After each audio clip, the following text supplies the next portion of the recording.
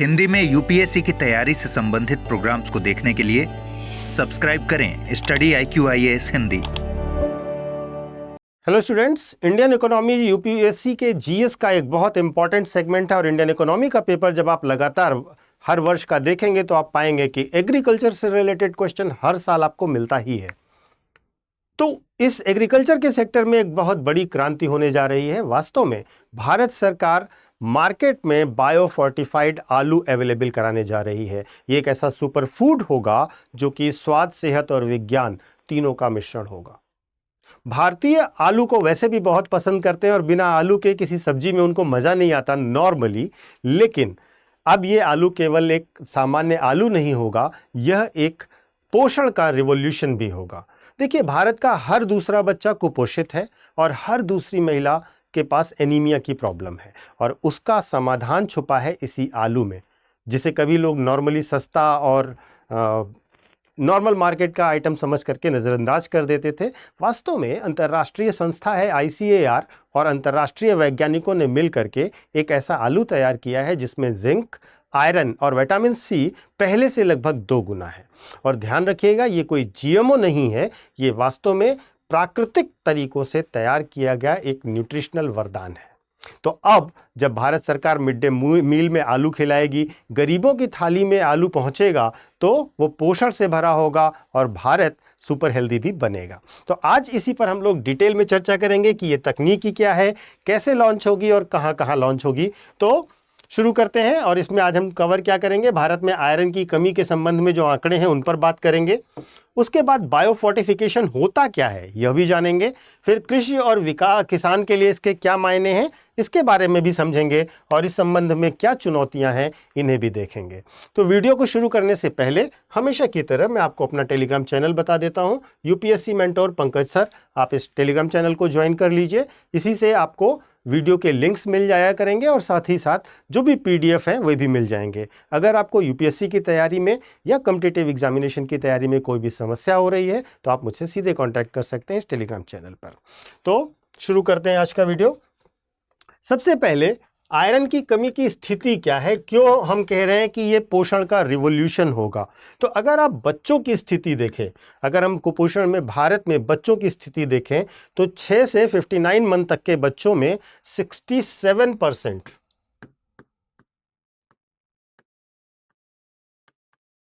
तक के बच्चों में 67% तक एनीमिया के केसेस होते हैं। नेशनल फैमिली हेल्थ सर्वे 5 की फाइंडिंग है। वैश्विक स्तर पर लगभग 52 मिलियन बच्चे कुपोषित हैं, जिसमें से 36 मिलियन एशिया में है। अब आप समझिए कि ये कितना महत्वपूर्ण होगा। और 5 साल से कम उम्र के लगभग 150 मिलियन बच्चे स्टंटेड ग्रोथ के शिकार हैं।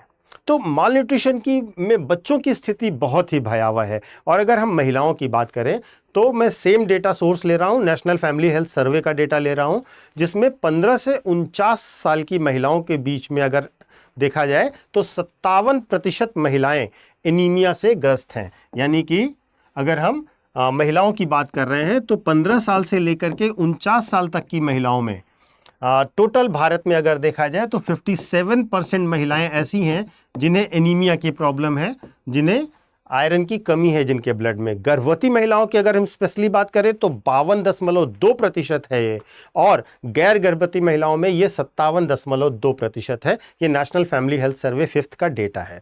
और अगर हम देखें तो इससे अलग अलग राज्यों में अलग अलग नंबर ऑफ फीमेल्स प्रभावित हैं, बच्चे प्रभावित हैं। सबसे ज़्यादा प्रभावित अगर कोई स्टेट है आयरन डेफिशिएंसी से तो वो वेस्ट बंगाल है, पश्चिम बंगाल है। पश्चिम बंगाल के बाद जो दूसरा राज्य है वो त्रिपुरा है और तीसरा राज्य असम है। तो ये 3 प्रमुख राज्य हैं जहां पर बहुत ज़्यादा बड़े पैमाने पर अगर आप देखें तो एनीमिया की केसेस पाए जाते हैं और ब्लड में आयरन की डेफिशिएंसी पाई जाती है। तो बायोफोर्टिफिकेशन होता क्या है? देखिए, बायोफोर्टिफिकेशन फसलों में अधिक से अधिक पोषण तत्वों को डालने की, उसमें इंसर्ट करने की प्रक्रिया है। इसमें 2-3 तरीके से ये किया जाता है। जैसे पारंपरिक सेलेक्टिव ब्रीडिंग करी जाती है या जेनेटिक इंजीनियरिंग के माध्यम से किया जाता है, लेकिन यह एक लंबी अवधि का और कम लागत का और टिकाऊ समाधान भी होता है। तो इसकी प्रमुख तकनीकें देखिए, एक पहली तकनीक है पारंपरिक ब्रीडिंग की, दूसरी जेनेटिक इंजीनियरिंग और मॉडिफिकेशन की है, तीसरा एग्रोनॉमिक बायो फोर्टिफिकेशन की है। जो बायो फोर्टिफिकेशन के लिए पारंपरिक ब्रीडिंग की जाती है, उसमें क्या होता है कि प्राकृतिक रूप से अधिक पोषक तत्व वाले पौधों का सबसे पहले चयन करते हैं। ठीक है, जिन पौधों में जिन वैरायटीज़ में ज़्यादा पोषक तत्व है, पहले उनको सेलेक्ट कर लेते हैं, फिर उनकी किस्मों को आपस में क्रॉस किया जाता है और इससे क्या होता है कि बेहतर गुणों वाले पौधों की किस्मों में का विकास होता है। लेकिन इसके विकास करने में बहुत ज़्यादा समय लगता है, जैसे मान लीजिए लगभग 8 से 12 साल तक का समय लग जाता है।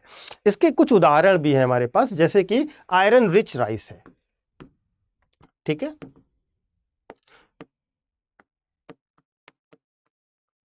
आयरन रिच राइस है इसका एक एग्जाम्पल। ठीक है, इसी प्रकार से अगर हम देखें तो इसमें क्या किया गया कि आयरन वाले धान की किस्मों को क्रॉस ब्रीड किया गया। इसी तरीके से जिंक वाला व्हीट है, गेहूं में जिंक की मात्रा बढ़ा दी गई क्रॉस ब्रीडिंग करा करके। तो इस तरीके से ये काम किया गया। दूसरा जो तरीका होता है वो जेनेटिक इंजीनियरिंग या जेनेटिक मॉडिफिकेशन के द्वारा किया जाता है। इसमें पौधे के जो जीनोम होता है उसमें नया डीएनए इंसर्ट कर दिया जाता है, डाल दिया जाता है और विशिष्ट जीन को ऐड या मॉडिफाई किया जाता है। यह काम करने में भी, जेनेटिक मॉडिफिकेशन करने में भी 3 से 5 साल का समय लग जाता है फसल को चेंज करने में। और इसके बहुत अच्छा एग्जाम्पल है जिसको आप लोग पॉपुलरली याद भी करते होंगे यूपीएससी के नज़रिए से, जो है गोल्डन राइस। गोल्डन राइस है, गोल्डन राइस के बारे में कहा जाता है ये विटामिन ए से इनरिच्ड है। इसके जीन्स में विटामिन ए को इंसर्ट किया गया और ये विटामिन ए इनरिच्ड बना। इसी तरीके से हाई आयरन वाले पोटैटो हैं जो आयरन मेटाबॉलिज्म में जीन्स को इन्हांस किया गया। इसी तरीके से जो तीसरा तरीका है वो एग्रोनॉमिक बायो फोर्टिफिकेशन का है। इसमें क्या किया जाता है कि मिट्टी में विशेष पोषक तत्व तो ज़्यादा मात्रा में डाले जाते हैं जो फर्टिलाइजर्स के माध्यम से प्लांट को अधिक न्यूट्रिशन अवशोषित करवाते हैं और लगभग 1 साल के अंदर इसके फायदे मिलना शुरू हो जाते हैं। इसमें 1 ईयर का टाइम लगता है और इसमें क्योंकि तेजी से वाया केमिकल फर्टिलाइजर्स इसको इनरिच किया जाता है तो तेजी से वो अवशोषित कर लेते हैं। इसके भी कई सारे एग्जाम्पल हैं, जैसे कि सोडियम युक्त जो फर्टिलाइजर्स हैं उनसे सेलेनियम रिच क्रॉप्स पैदा की जाती हैं, आयोडीन फर्टिलाइजेशन किया जाता है। तो इस तरीके से अलग अलग तरीकों से आप देखेंगे कि हम फोर्टिफिकेशन की प्रक्रिया करते हैं। इसके बारे में मैंने आपको चार्ट भी दी है, जब आप इसका कंपोनेंट देखेंगे तो आपको ज़्यादा बेहतर और समझ में आएगा। अब अगर हम कंपैरिजन करें और टॉपिक पर वापस आएँ कि जब आयरन फोर्टिफाइड आलू होगा और जो सामान्य आलू होगा उनके बीच में हम तुलना कर लेते हैं कि कैसे वो ज़्यादा फायदेमंद होगा। देखिए, इसमें आयरन पैरामीटर की अगर हम बात करें तो सामान्य आलू में 5 से 8 mg पर kg होता है, जबकि आयरन फोर्टिफाइड आलू में यही 15 से 20 mg पर kg आलू में आयरन होगा। इसी तरीके से बायो अवेलेबिलिटी की बात करें 15 से 20% पहले हुआ करती थी, अब 25 से 35% होगी। स्वाद जो है वो सामान्य ही रहेगा, वैसा ही रहेगा। रंग भी जो है वो सफ़ेद पीला हुआ करता है आलू का, इस आलू का रंग हल्का गुलाबी रंग का होगा। उत्पादन की प्रक्रिया सामान्य रहेगी या इससे बेहतर भी हो सकती है। अगर हम बायो फोर्टिफाइड की बात करें, पकने का समय यानी तैयार होने का समय सामान्य आलू में 90 से 120 दिन लगता है और इसमें भी 90 से 120 दिन लगेगा।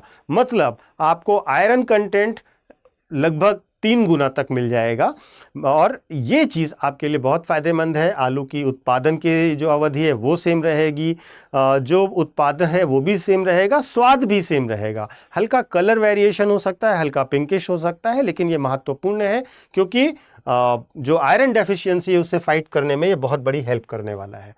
कृषि और किसान के लिए इसके क्या मायने हैं? देखिए, इसमें कोई अलग से कोई इनपुट नहीं लगाना है, अलग से कुछ नहीं डालना है और ये जो प्रजाति डेवलप की गई है ये उत्तर भारत के लिए विशेष रूप से अनुकूल है। सरकार क्या कर सकती है? बीज किसानों को मुफ्त में दे सकती है, सब्सिडी दे सकती है।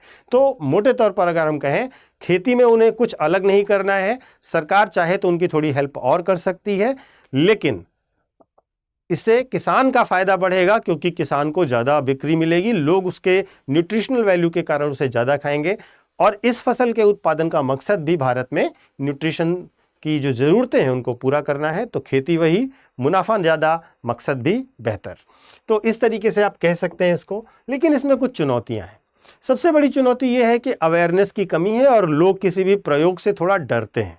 तो अगर उन्हें अच्छे तरीके से समझाया जाएगा और मार्केट में भी इसको बेहतर तरीके से पहुंचाया जाएगा, यानी कि सप्लाई चेन लॉजिस्टिक्स पर काम किया जाएगा, तो ये ज़्यादा बेहतर होगा।